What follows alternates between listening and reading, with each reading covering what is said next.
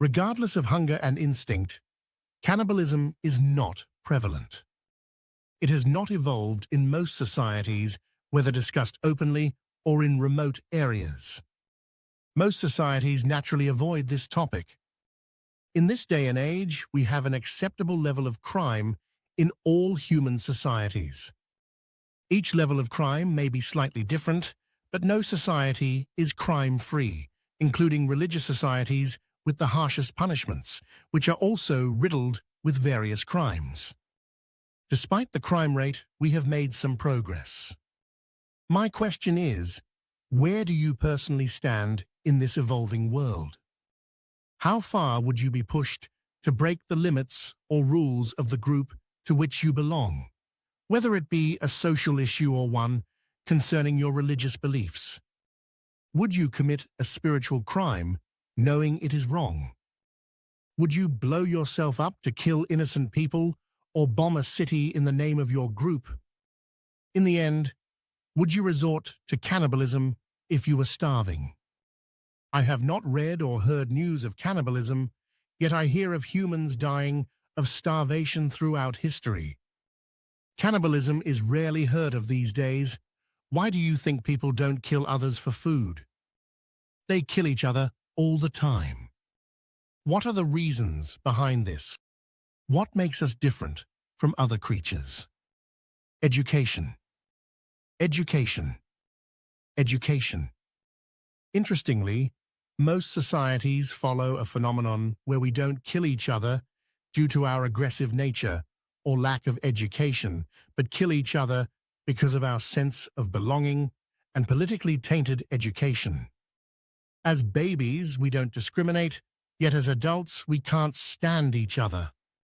Growing up with knowledge acquired through education as part of our wish to be better informed about our fellow humans shapes our identity.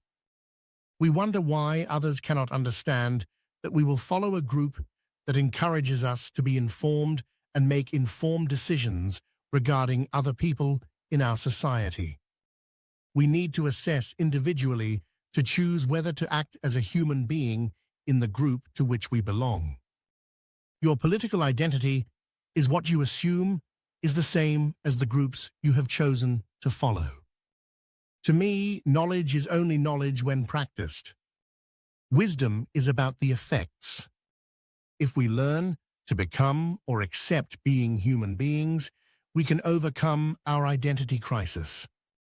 Personal weakness and powerful politics within our groups give us comfort in adhering to our sense of belonging. This forces us to reject the education of opposing groups regardless of the wisdom it contains. The fundamentals of civilizations are based on education, yet it is not that simple when it comes to the politics of a sense of belonging, evolving nature, or even starvation. Obedience to the rules, respect for law and order, and religious beliefs, including God, are things of a full stomach.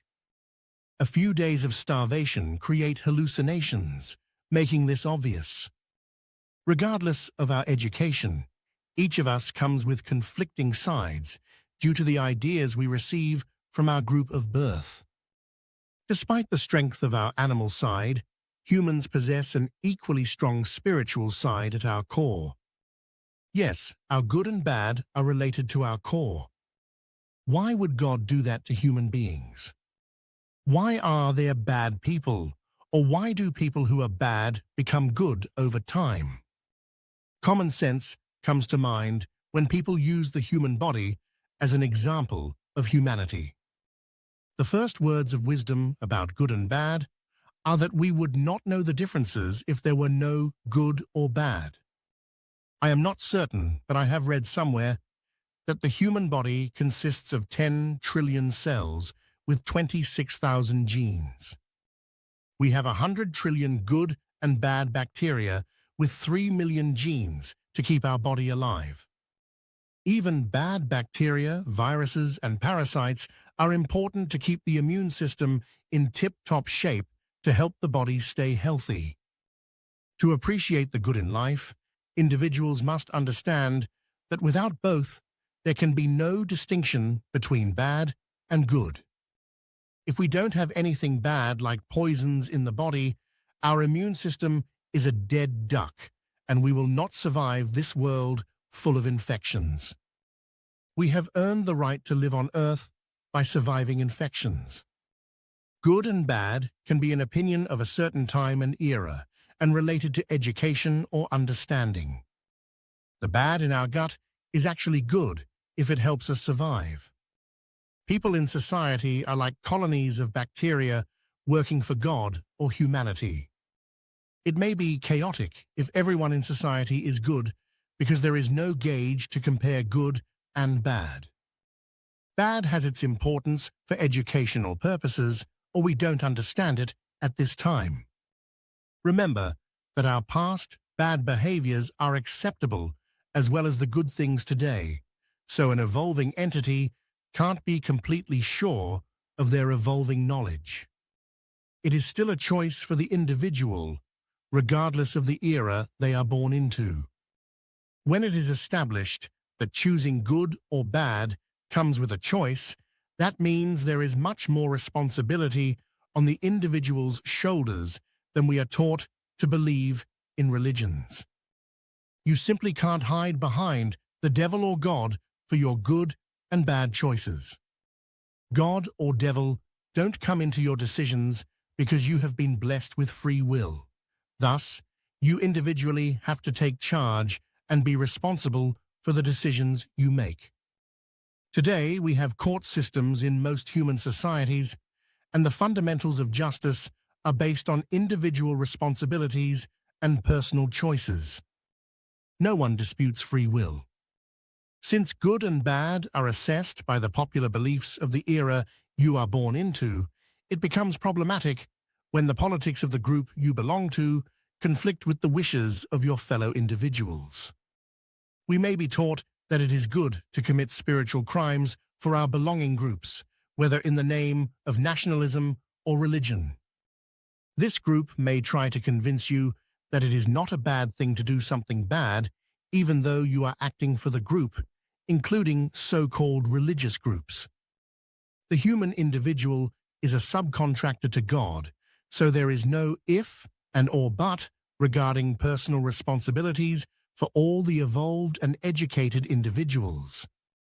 The more we evolve, the more responsibilities are placed on our shoulders to live as we must. These are the reasons why, in modern times, religions have taken a hit in popularity. If you choose to act and murder someone innocent of any crime in the name of your religion, you are still responsible for your actions. If it is determined that you did commit this crime, you, not your religious group, will be tried and, if found guilty, punished in a court of law. This could mean many years in jail or the loss of your life. If you are told or personally believe that God will save you from any court because you have done it for God, you will have a rude awakening on both levels. First, you may get the death penalty, and second, you may lose your belief system because God will not show up to save you. God may say, "The reason I gave you free will is to make choices." If you can choose and own the decisions you make, you are using your individual powers. If you do not choose to own your decisions, you are undermining God. One can blame ideology for being violent, but when it comes to responsibility, it is all about individual responsibility. If it is related to the extreme, it comes from choices made by individuals.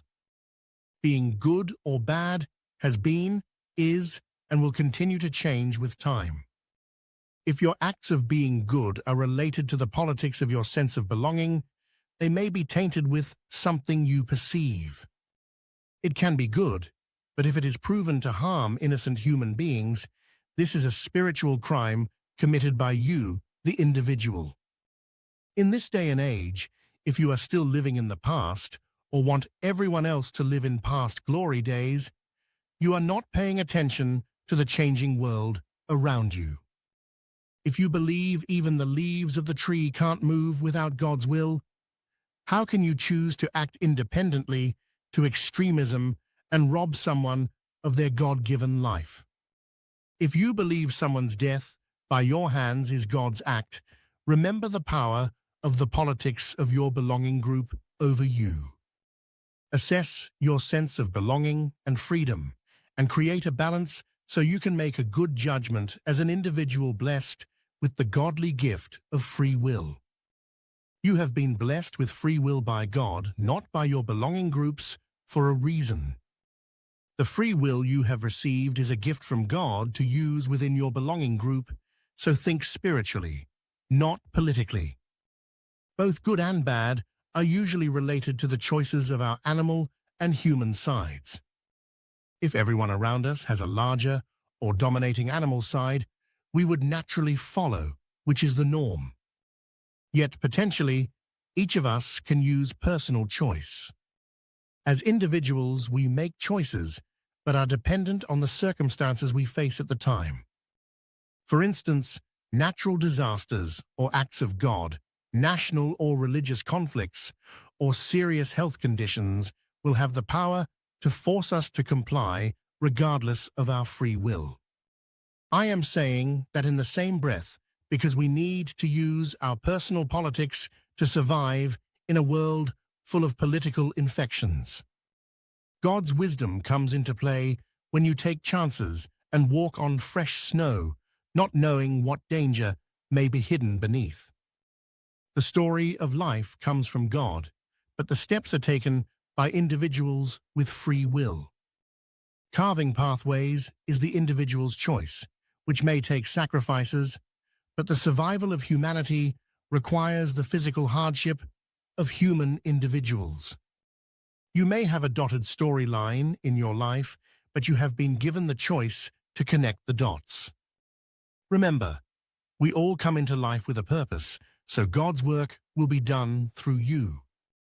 You may not feel or understand the spiritual path you are on at the beginning of your life, but as you grow and understand, or I should say choose to understand, the value of free will, you will see nature and spirituality clearly. A while back, I wrote a blog about the fragmented picture, which described the importance of finding personal satisfaction in living a mortal life. At the end of the day, each and every one of us comes with a personal and prescribed journey, which makes the learning of free will the most important and valuable lesson for evolution. Interestingly, as a mass or collectively, we discourage individual independence.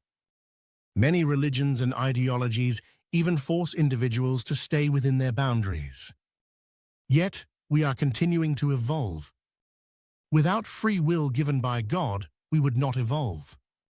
Every bit of progress made by humanity has been, is, and will be dependent on that one revolutionary individual who comes up with God-inspired ideas. From religions to ideologies, and on to democracies, and everything in between, all have attempted to govern human societies, and they all have a human input. Religions may process God-inspired knowledge, but they may also be brought down by their own human interpretation. Throughout history, humanity has favored mass over the individual in philosophy. Most religious organizations and ideologies have been disrespectful and controlling towards their followers. Finally, democracies brought in respect for individual equal human rights. When mass is chosen over the individual, regardless of who is right, it leads to group rights violations. Larger and stronger groups often try to dominate smaller and weaker groups, much like they do with their own citizens. In my opinion, this is the root of our group conflicts. Thus, I hope that embracing equal human rights as a new paradigm will not only help individuals, but also humanity as a whole to resolve our conflicts. A respected individual learns to respect not only the group they belong to, but also other human beings and groups. This respect can lead humanity to respect each other, both individually and collectively, which could be the key to achieving long-awaited peace. With our current capabilities, we have the power and ability to make a deliberate decision to eliminate all our weapons of mass destruction. While there is no solid evidence that democracy is the solution to all human problems, it has played a crucial role in advancing equal human rights. One notable contribution of democracy is voting, giving citizens the right to vote, knowing that one vote equals one voice, regardless of color, gender, race, or religion. Personally, I believe this makes it the best system to govern human societies so far. People are drawn to democracies not only for economic reasons, but also for the promise of equal human rights for all citizens. Many who lack these rights may choose to leave their homeland and immigrate to such democratic countries. Simply accumulating knowledge from books without putting it into practice may make you knowledgeable, but practical living is what truly matters. Religions offer wisdom, but our interpretations are often tainted by politics. Politically tainted religious beliefs are now linked to today's social problems like prejudice and discrimination.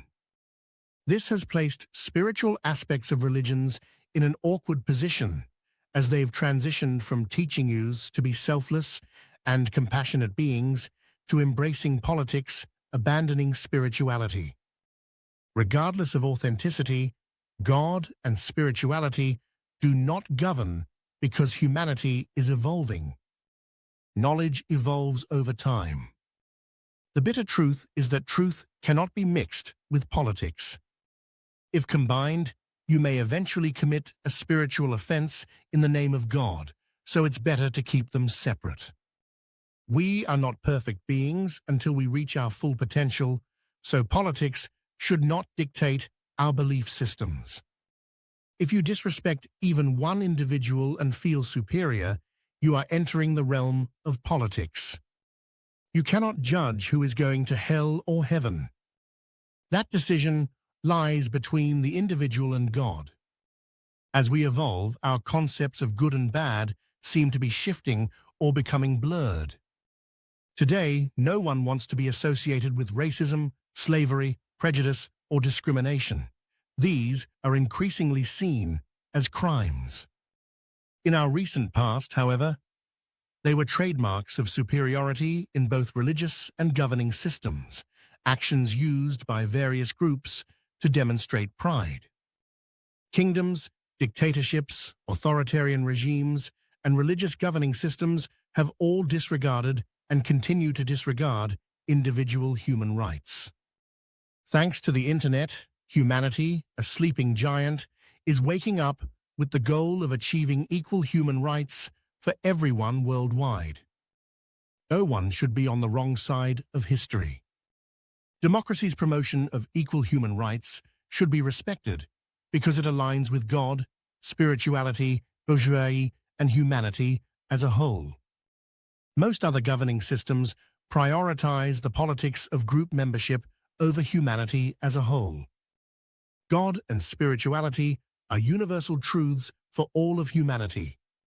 Religions, if used as political systems, ideologies, and other politically driven security systems, represent our individual and collective truths. Understanding and seeking security in both God and humanity as a whole is the new paradigm facing resistance, like other contemporary causes of turmoil. You can stick with outdated practices and continue to harm each other, or embrace the new paradigm. The choice is open to all.